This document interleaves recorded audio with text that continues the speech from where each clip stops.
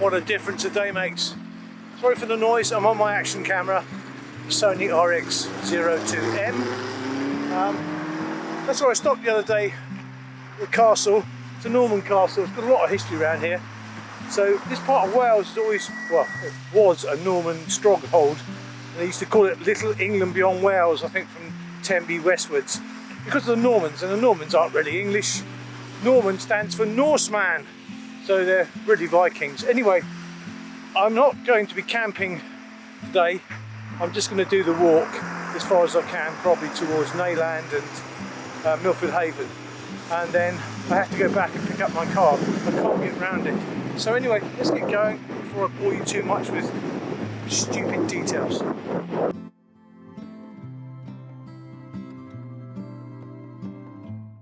not going to go through the town.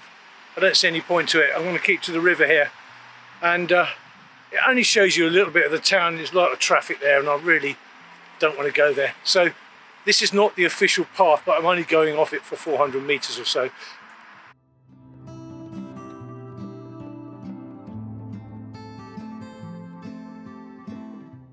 So that was a statue to Henry VII.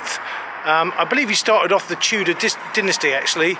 I think he was a Plantagenet. I think he's of French origin, I'm not too sure, but the town's got a lot of history obviously, and I haven't got time to dwell on it today, but yeah, definitely he was born here. So Henry VII was born at Pembroke Castle, which is behind me there.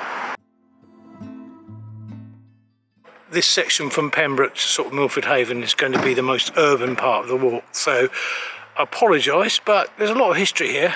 But I'm not particularly interested in man-made history, but I will mention a few things along the way. There's me saying there's no country sections. There is. From here to Pembroke Dock, from Pembroke basically, I come off away from the river through a few housing estates. I've got, I would say, about 4 or 5 kilometres of countryside, so there is some countryside on this walk basically. So don't be afraid to do it because it's seen as too urban. I'm determined to do the whole lot, so I'm going to do this bit whether I like it or not.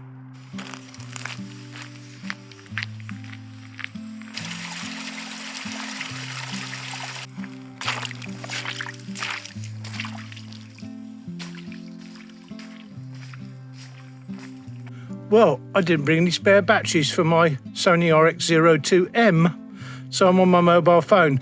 The past couple of kilometres have just been farmland, a little bit of woodland and a few little streams here and there. And this is going to lead me into Pembroke Dock. And Pembroke Dock is very urban, so I'll show you more as I get closer. You like that, don't you? What's your name? Don't butt me. I know what goats are like when you turn your back on them. You like it, eh? Yeah, you like it. I'm a bit worried because I've been butted by goats before, but they seem really friendly. Pembroke Dock has had its ups and downs. It was built in 1814 for military shipbuilding. Then it had a decline.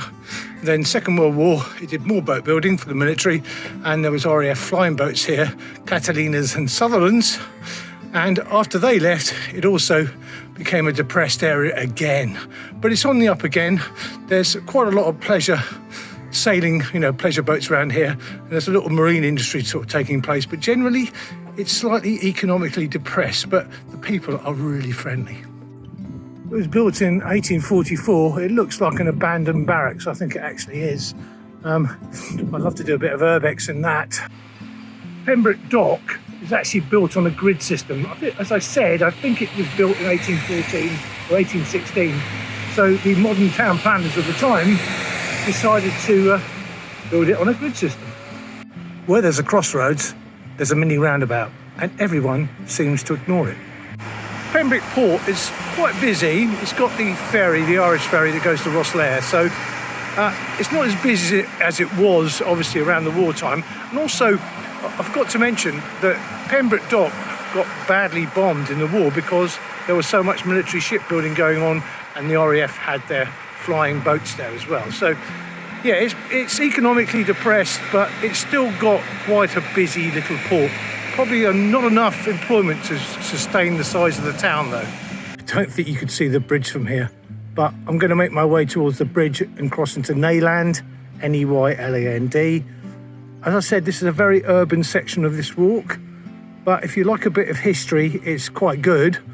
But you'll obviously have to have the guidebook with you. I use the Cicerone one for the Pembrokeshire Coastal Path. It's very good, and it gives you a lot of background information to the walk, which I recommend. Up there are the offices for the Pembrokeshire Coast National Park Authority. Well, I'm at the Claddow Bridge that crosses the river here and goes into Neyland. The weather's absolutely terrible, but you know, I'm out, I'm happy. Well, the weather's changed.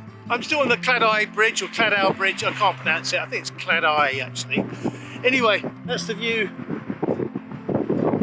back into Pembroke Dock. I'm making my way to another bridge, then I'm going to go for a little wood into Neyland, past Brunel Quay, Milford Haven, hopefully up to Sandy Haven today. So speak to you later. Hopefully you won't be too put out by this noise. I'm really sorry, but I haven't got a wind muff on this. This is a statue to Isambard Kingdom Brunel, who really influenced the town a hell of a lot, because without him, Neyland wouldn't really exist. It was a small fishing port. It's not the town it was when he first came here. Now, he planned to have a big port here. It didn't work out, but he terminated, or had the terminus of the South Wales Railway line here, and that kept Neyland going basically. But it didn't come to fruition as a big port, unfortunately.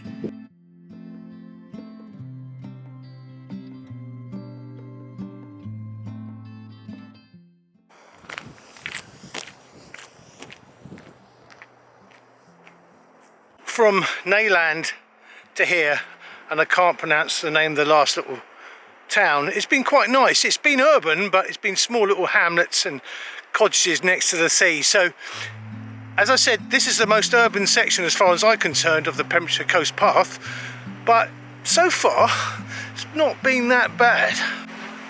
Although I come from a place that makes wind turbines, especially the offshore ones, the Isle of Wight that is, I've never heard one close up, and I thought it was someone burning off gas from one of the oil refineries or something. It makes quite an unusual noise, but honestly, if I was a couple of 100 yards from this, it wouldn't bother me. If I had a house a couple of 100 yards from this, it wouldn't bother me at all. Just that I've never really heard it before. The wind is quite strong today. I just happen to be out of it at the moment, but that turbine is catching the full force of the wind, so that's just probably as loud as it gets, really.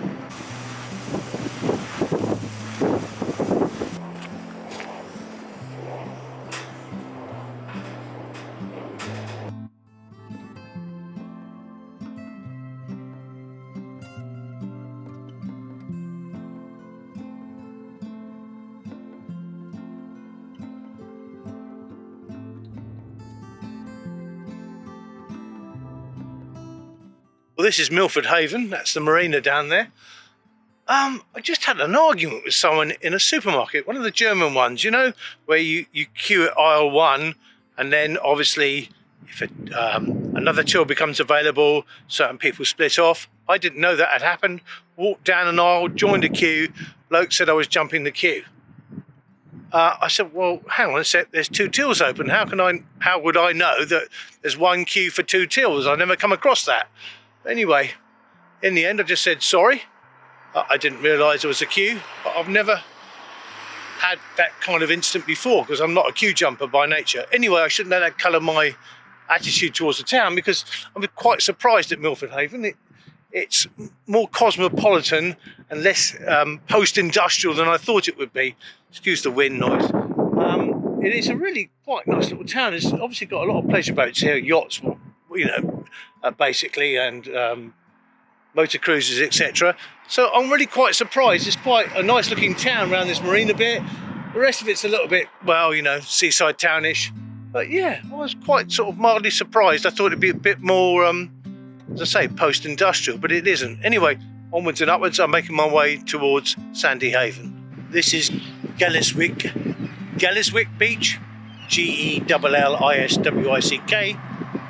So I'm just outside Milford Haven. Actually, I think this part of Milford Haven has got another name.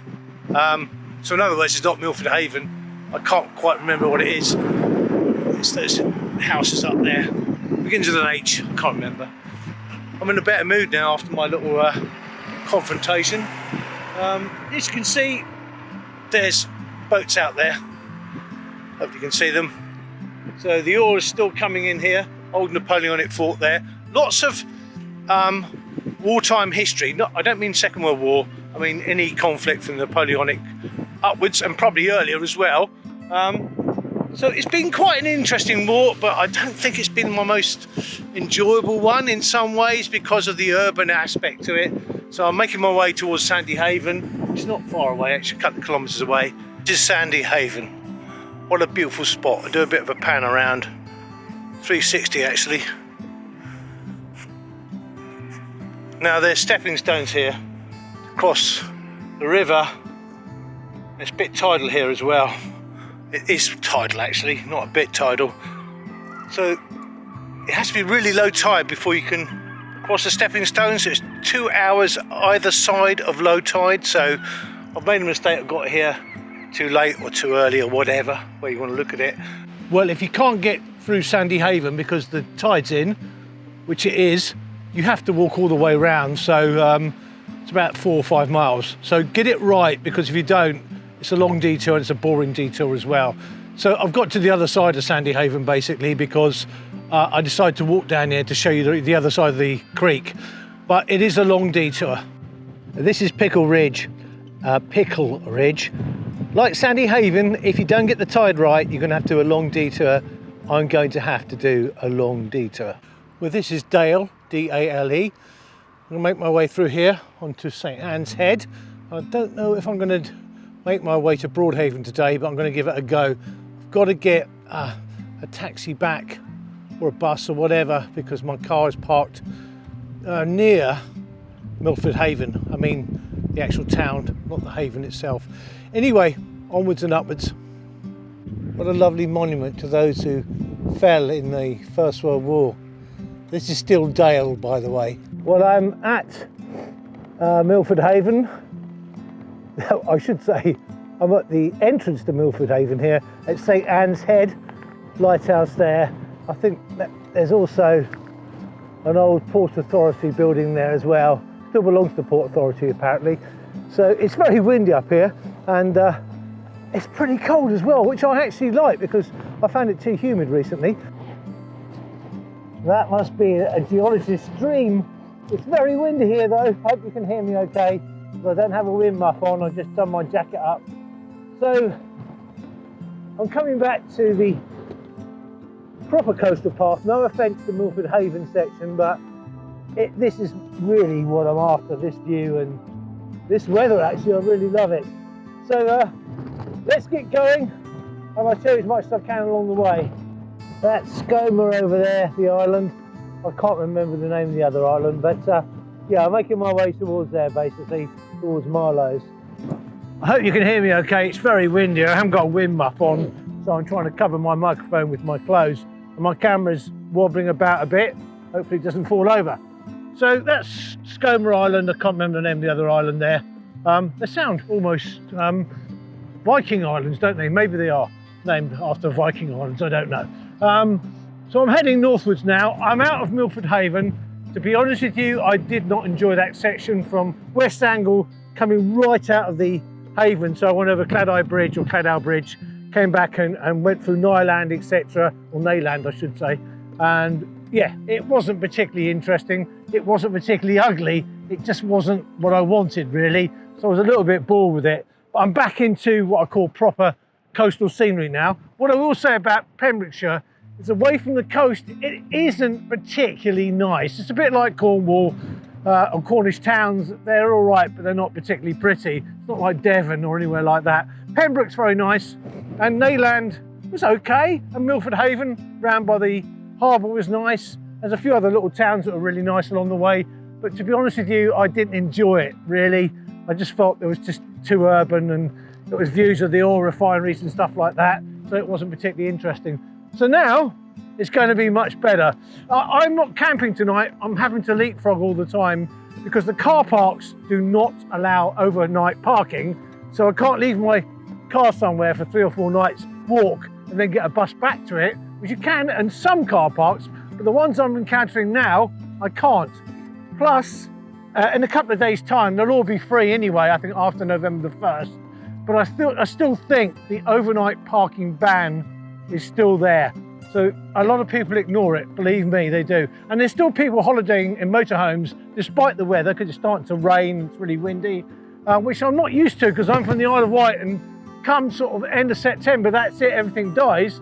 Well, I've seen so many motorhomes and camping sites fill up. Maybe I should have made more use of the camping sites, but personally, I don't go into them unless I absolutely have to, because I need to shower or clean something, etc, etc. Anyway, let's get going. I must be boring you by now. I'll show you a bit more of the scenery along the way.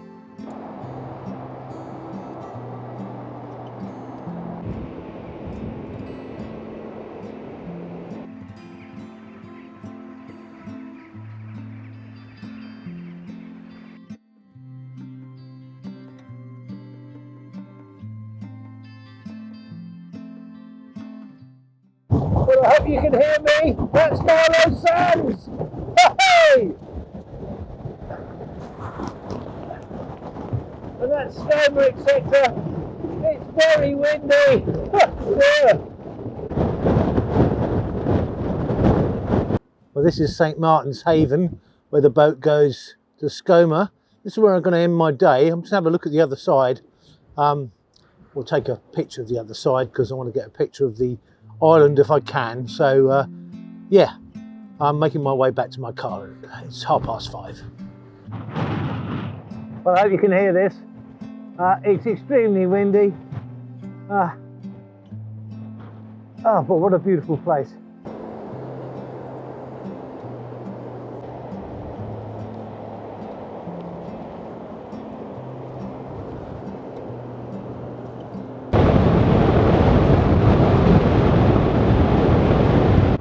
I hope you can hear me because it's very strong, the wind. I'll do a pan around.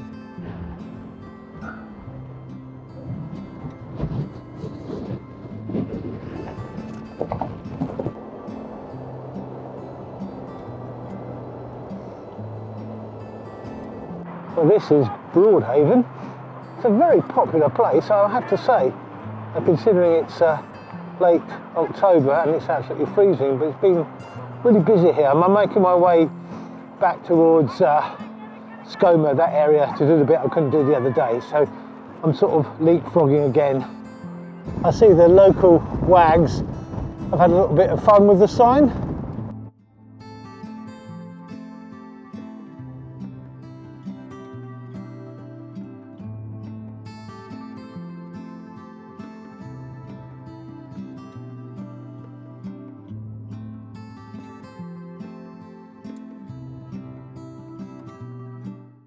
Well, that was Little Haven there. You can see round the corner, Broadhaven, I showed you earlier on. It's only, half a mile between them. Little Haven is smaller.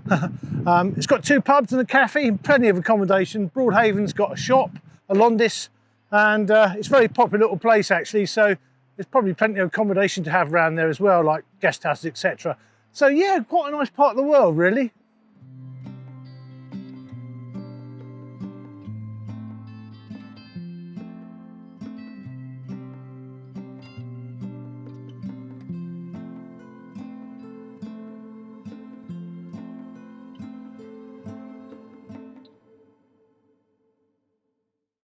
That's looking north, that's sort of basically St David's and Ramsey Island, and that's coming round to Newgale Sands, basically back into Broadhaven there, where I started from.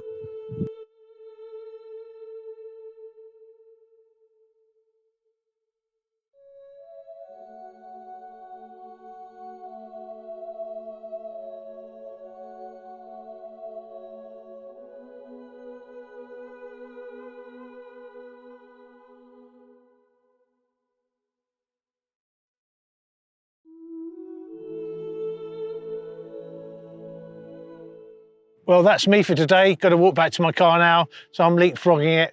Tomorrow I move the car farther north, probably up to Newgale Beach, and walk back to Broadhaven.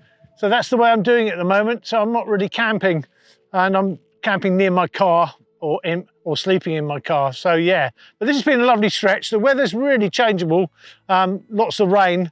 My mirrorless camera can't take rain, so I have to hide it away, can't film it. So anyway, see you tomorrow.